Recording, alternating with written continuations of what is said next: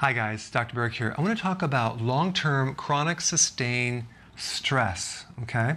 Now, normally, when you go through emergencies with your body, a stress event, short-term, cortisol is released.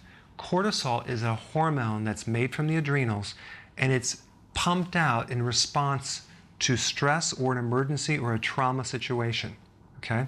What it does is it adapts every tissue in your body to cope with a stress state.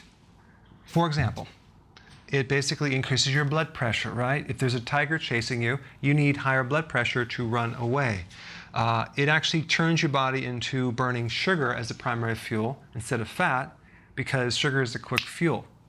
It'll actually even turn your muscles into sugar as well. Heightened awareness, so it makes you very mentally focused and hyper-focused, okay? It decreases inflammation, because think about it. If you're being chased by a tiger, you don't have time to have inflammation. You have to be able to run out of there. So it stops all long-term healing in the body. It stops reproductive sex hormones. You're not going to have time to reproduce because you're being chased by the tiger. So all these hormonal sex hormones are put on hold. Anything repair is put on hold.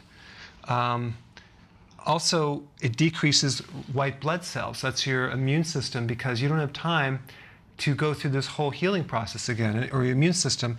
And this is the problem. It increases your risk or susceptibility to infections, okay? But it'll turn off allergies. That's why chronic exposure to cortisol over a period of time, if you have too much cortisol over a long period of time, everything starts working in reverse. You start becoming allergic to everything. You start being inflamed in all the joints and muscles. Loss of memory. No longer do you have heightened awareness. Now you have brain fog, because the receptors, it's kind of like insulin. When you have high levels of insulin, you get insulin resistance. The same thing happens with cortisol. Your body starts to eject too much cortisol in the body, and now the cells have low cortisol, and these are all the symptoms of low cortisol. But what happens, the signals come back and the body tries to make more, but it's not effective cortisol. See, cortisol is a really good thing, but not in large amounts. So it affects the memory. It decreases oxygen to the brain, long-term stress. So allergies, we talked about that, asthma, autoimmune. Almost every single autoimmune case always has a stress event that occurs just before, because the stress opens the door for the immune system to lose control. Viruses come out of remission as well. That's why stress will activate a canker sore or shingles pain.